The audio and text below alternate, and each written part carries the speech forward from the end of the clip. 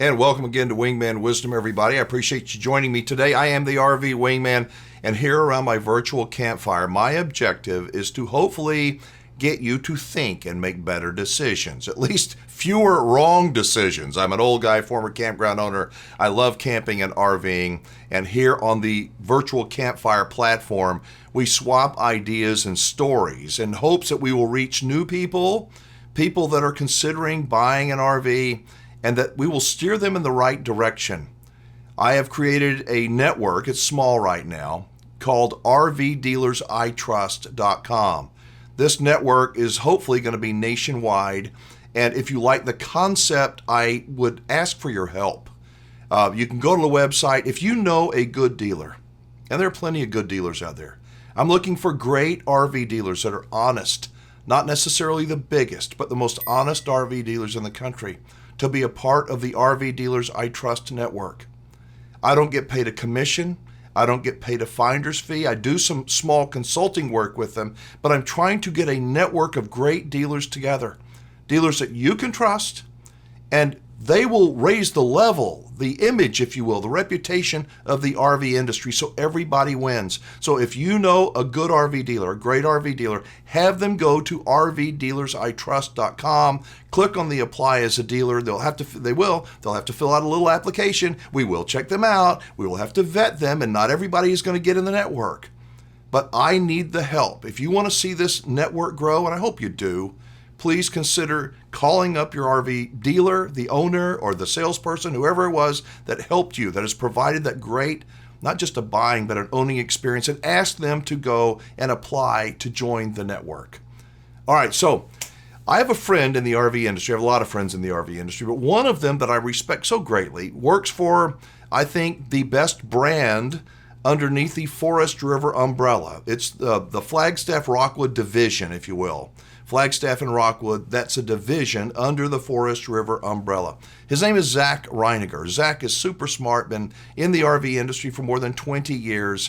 And whether you think now is a good time to buy or not, that's a personal decision. But I believe it's always a good idea to listen to people that know what they're talking about.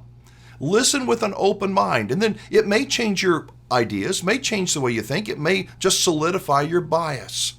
But I invite you to listen to a bit of my chat with Zach Rininger and get his perspective on what's going on right now in the RV industry. But what's blowing my mind too is the number of first-time buyers that are coming through still. So it's really, yeah. I mean, it's not like it was just that COVID bump where everybody, I can't do anything else. We are seeing so many first-time buyers coming into this market. Who, what demo? It's across the board now, and that's what's super exciting to me. Is the demographics are working so far in our favor for our industry, but you're seeing young families all the way up to what you would consider, what most people think of as like a retiree couple that wants to go travel. They've never done it before, but it's really blowing my mind the number of first-time buyers coming through who are coming in to buy. They've done their homework, they're doing it, and they don't want to wait anymore. Are you noticing that people seem to be, I don't know if it's more cautious or they're just not as emotional right now. They seem to be better mentally at approaching the market and their purchase than they were over the last couple of years with, as I call it, the COVID craze. Absolutely. I mean, I think this is even more, and cautious is probably a good word, but I think what you said is emotional. Especially during COVID, that was pure emotion driven as far as people, like there was nothing else to do. And the FOMO that we saw, fear of missing out, was pretty astounding, where it's like, I don't care what you have, I'll take it, and instead of buying something that makes sense for them and their family, it was more just like, what's left? And so that was a lot of emotion going on there. But what we're seeing now is certainly a much more calculated consumer. I think that they're really taking it all in. They're doing their homework. They're really getting out there and trying to put hands on as much as they can. And then they're also investigating, the financing side. They're really trying to figure out like, what are payments going to be? How is that going to fit? So I think in a sense, I would actually say that's a good thing, right? Like we're seeing a little bit more responsibility from the consumer. It may not equate out to, massive amounts of sales as they stay a little bit more conservative. But I personally feel like that's great for people to do it that way and to be smart and make sure they're making good choices.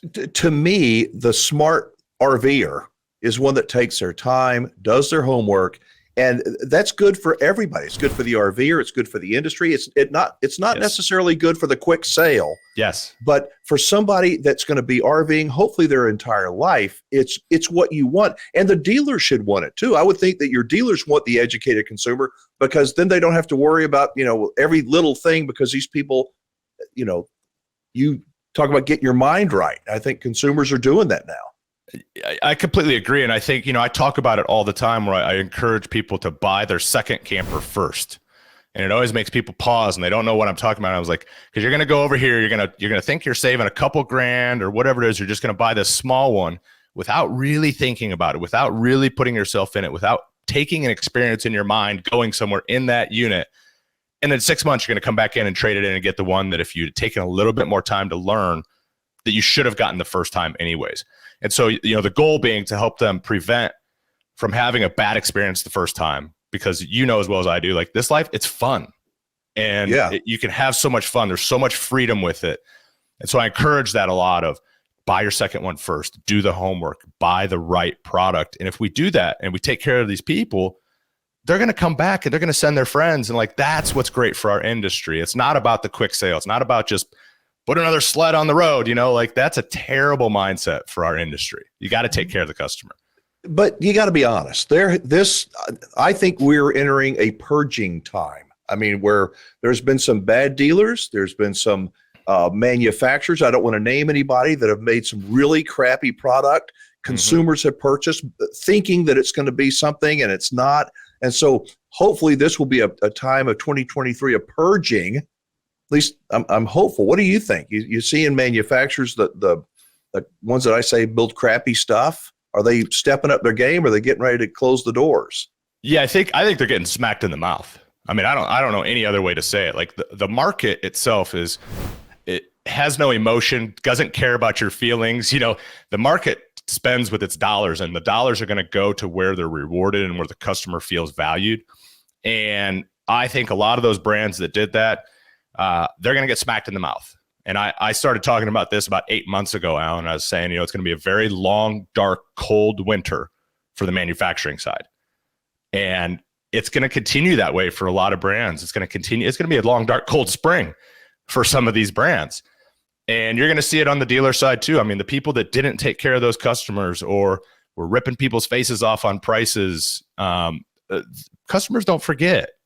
And I think that reckoning is coming. And I think it sounds all very ominous, right? It sounds very dark and everything there. But at the end of the day, I think the industry is going to reach a homeostasis. It's going to balance out. It's going to find where it needs to be healthy. And I think we're going to find that the manufacturing side will finally build to meet demand rather than overbuilding or running too hot and doing some of that stuff. So I think we're already in the midst of that. And that being said, I understand that the lots up there, the manufacturers' lots with brand new units that need to be shipped are full. These lots, they're bursting at the seams.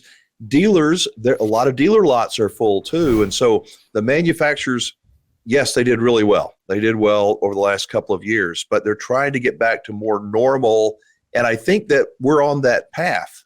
Yes, in terms of 100% we are. And I think not all lots are full. There's quite a few of them that are, and I hear grumblings from different stuff out there that there's some that, like I said, are they're hurting.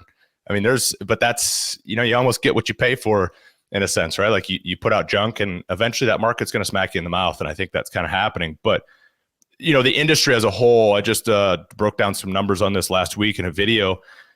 We outshipped retail sales, so we built 45,000 more units than were actually sold to the consumer last year. And if you look at the data, we didn't really hit the brakes hard until about June. It started a little earlier, but June, the brakes got hit hard, and you could see the data, like it just keeps dropping off a cliff as far as production and how much we're shipping and what we're doing. So that's dropping off a cliff, while at the same time we're starting to get back into season for dealers selling. And so as dealer inventories, I think that's going to all balance out a little bit over the first quarter. For some brands and some dealers, it's going to drag all the way through the end of the second quarter, I think. So what do you think? Do you believe it's a good idea to keep an open mind and listen to other people, especially if they may have a different perspective? I would say that somebody that has had a successful career for more than 20 years in the RV industry deserves to be listened to. Again, whatever decisions you make, buying, selling, owning an RV, you have to take responsibility for those decisions. Now, going back to pricing on 2022 RVs, lots of dealers, most dealers probably have some amount of 2022s on the lot. I know that the RV dealers that I work with have drastically reduced the prices on 2022s. However, what's more important, they're making sure that those 2022s, even though they've been sitting on the lot for more than a year, are 100% campground ready, that everything will work when you take possession of that RV. That's what they work on. That's what their goal is, to help make you a happy camper and provide you with a great experience, not just when buying, but when owning your RV as well. So if you've not checked out the RV Dealers I Trust network, I certainly hope you will. As I indicated at the beginning of this video, I need help. I want to grow this network. We need great dealers from coast to coast. I have the middle of the country. I got a lot of them. I have great relationships with those people. But I need people from the West Coast to the East Coast that are really good.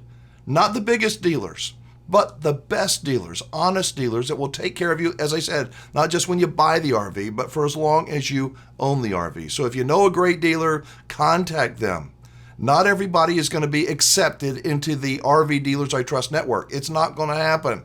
They have to go to the website and then click on the upper left-hand corner, fill out an application. We will begin the vetting process and find out if they can measure up. There are a lot of great dealers out there, and I need your help in finding them. So again, go to rvdealersitrust.com, click on the upper left-hand corner if you're a dealer, and then fill out that information, and we'll take over, as I said, from there.